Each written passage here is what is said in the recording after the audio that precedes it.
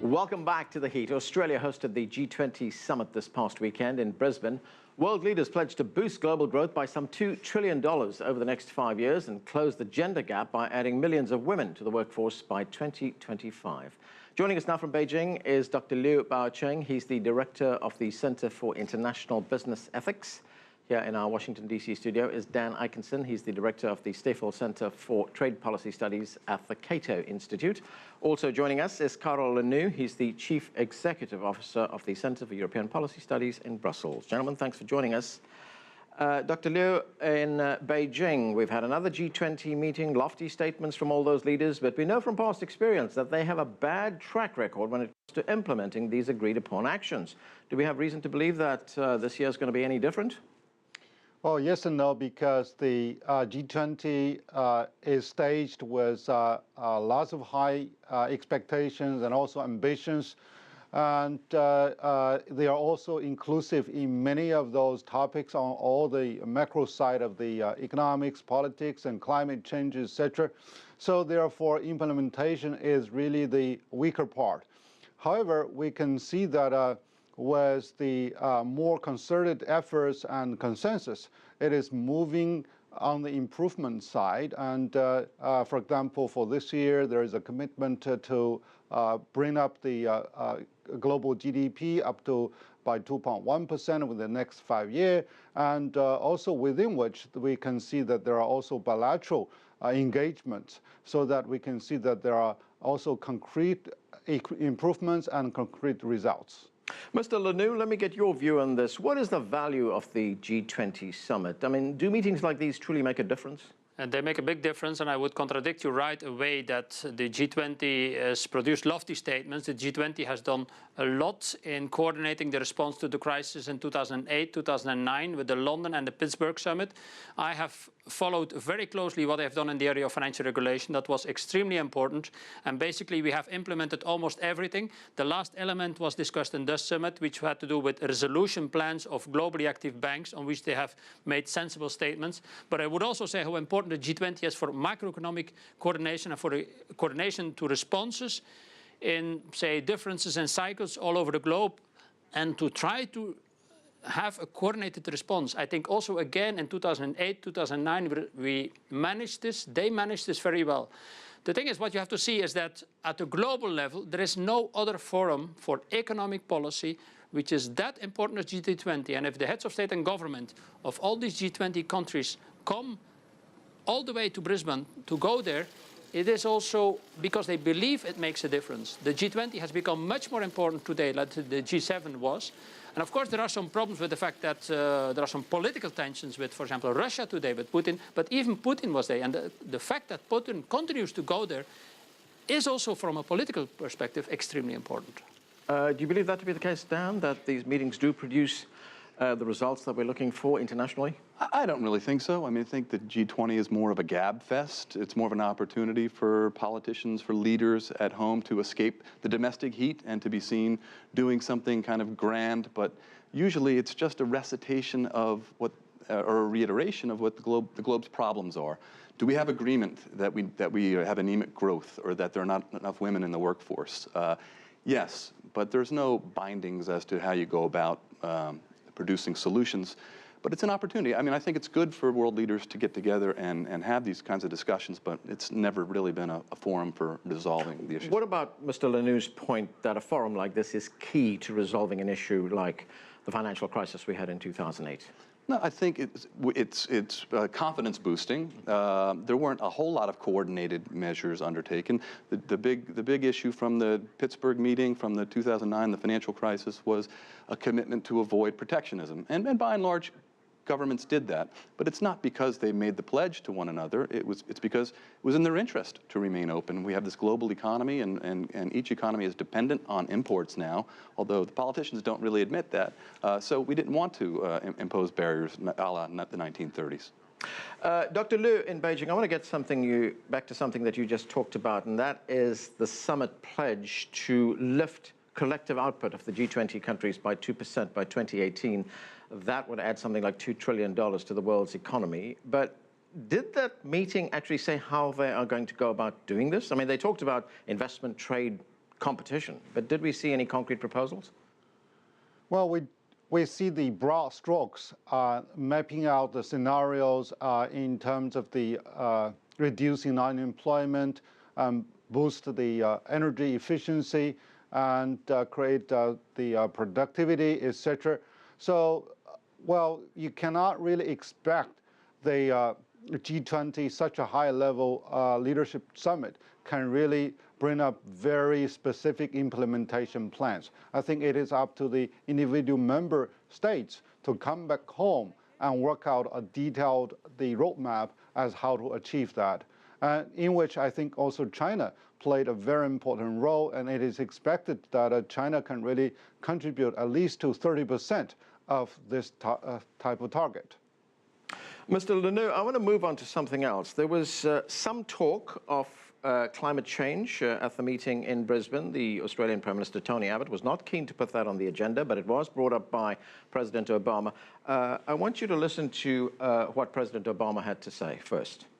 Setting up a target sends a powerful message to the world that all countries, whether you are a developed country, a developing country, or somewhere in between, you've got to be able to overcome old divides, look squarely at the science, and reach a strong global climate agreement next year. And if China and the United States can agree on this, then the world can agree on this. We can get this done. Mr. Lannoo, what did you make of that? I think it's an extremely important agreement, certainly seen from Europe. Europe so far has been the only region in the world who is committed to binding targets, and they have done it legally. Now, basically, we extend this agreement to the two most important other jurisdictions, certainly in carbon output, I think the United States and China.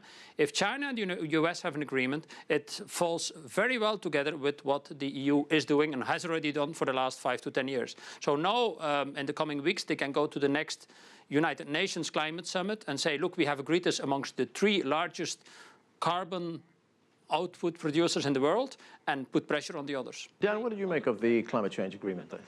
Well, I don't really think anything was agreed to. I think a little bit more has been made of this than actually was stated. I think President Xi said that China would peak its carbon emissions by 2030, which doesn't necessarily mean that they're aiming for particular limits. I think the APEC summit at which that was announced produced some fairly momentous achievements that where the G20 has not. And that is particularly with respect to trade. The Chinese have agreed to the information technology agreement, which they had been blocking for a while. They've committed to this free trade area of the Asia-Pacific, which many in the media reported it as a Chinese initiative, but this has been the objective of APEC for a long time. And the US-led TPP or the Chinese-led RCEP, the Regional Comprehensive Economic Partnership, are aiming to get to that FTAAP ultimately, which to me signals China realizes that it's not involved in the TPP, but it wants in, and that's a good thing. That's a very good thing, and it's related to the China-Australia agreement that was just announced. There's a lot going on in trade policy right now, which I think stole the show this week. Dr. Liu, one other issue that dominated this Brisbane meeting, and that was the statements made by various leaders concerning Ukraine, Russia and Ukraine. Let's listen to what the British Prime Minister David Cameron had to say. I think President Putin can see that he is at a crossroads. If he continues to destabilize Ukraine, there'll be further sanctions, further measures, and there will be a completely different relationship between European countries and America on the one hand and Russia on the other. But he also knows there is a different path that he could take. Dr. Liu, President Putin had a very different take on this. He had a very upbeat take. He was saying that the problems in Ukraine, the crisis in Ukraine, will end one of these days and it'll be back to business as usual. Do you believe that to be the case? Yes, I think from Chinese perspective, China has always adopted a very pragmatic policy, and China believes that it is, after all, the people's lives and people's access to basic consumer goods and the government that have access to finance. So that's something important to keep the stability and peace. So therefore, in spite of the different political opinions in China, maintain a path of pragmatic collaboration with Russia and the Middle Asian countries in exercising the synergy in terms of the energy cooperation and in terms of the infrastructure, the building. So all of this shows that China does not heavily want to side with one party, but rather to proceed along its own national interest, and while the belief that only by dealing with trade and economic prosperity and can really bring the world peace and prosperity. Mr. Lannoo, looking at it from Brussels, Europe has a very close relationship with Russia. Is it going to get worse before it gets better? I mean, at least what we've heard over the last days, it's getting worse rather than getting better. We see there are further troops which are apparently invading, as the Prime Minister from Ukraine called it recently. This is a war. They are invading the Ukraine territory, so it's getting worse. Everybody in Europe wonders what will get Putin to stop him. We have adopted sanctions in the month of July. We agreed yesterday to even reinforce and strengthen these sanctions. But apparently Russia is not moving. We see that also the oil price is declining a lot, and that may have some impact on Russia. But we just wonder whether analogies can be made with the period before the Second World War. Dr. Liu, one other development in Australia, and that was the bilateral agreement between China and Australia, the free trade agreement as it's called. What kind of impact is that going to have on the economic relationship between these two countries? China is already Australia's biggest trading partner. Yeah, at this end, we see that Chinese consumers are really excited at the prospect that they are going to buy cheaper baby milk, and they're going to buy cheaper beef and wool products from Australia. So that means a reduction of roughly on the average of 12% of tariff. So that's really the benefit to the Chinese consumers. And on the other hand, the Chinese businesses are also very excited seeing that a number of trade barriers, and particularly the investment scrutiny, is being relaxed and made more transparent. So right now, China has already $60 billion parked in the Australia for investment. So we could really expect a surge from this onward. Okay, Mr. Lannoo, we have just a little time left. I want to get to one other issue, and that was the tax avoidance by multinational companies. Did you hear anything from the leaders in Australia that tells us that these loopholes are going to be closed, that these companies are going to have to pay their fair share of taxes? They have certainly adopted a declaration on the subject. Let's say that they will cooperate increasingly. That's probably the part of G20 declaration where I'm most doubtful, because they have said this in the past. We have seen even before the G20, the OECD has been working on this since a long time. But I think the pressure from public opinion, certainly in Europe, certainly in the United States, certainly in other parts of the world, is strong. Let's say that they have to act on this. Again, that is a thing which I will have to see working. Okay, Dan, very quickly, these are big, expensive summits. This reputedly cost $500 million. Does the world get a good return on investment here? You know, it's a good question. It's hard to answer that because I think that there is value to having not only pursuing the main agenda, but having side discussions between leaders on other issues. It's important that issues get put on the table and that leaders know where their governments stand.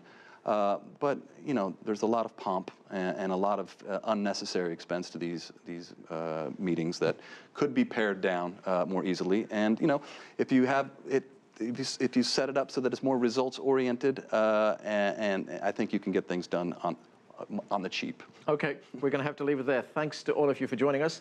And that's it for this edition of The Heat, but the conversation continues online. Join us on CCTV America's Facebook page to comment on this or any other show, or chat with us on Twitter. And you'll find us at CCTV America. I'm Arnold Naidu in Washington, D.C. Thanks for being with us.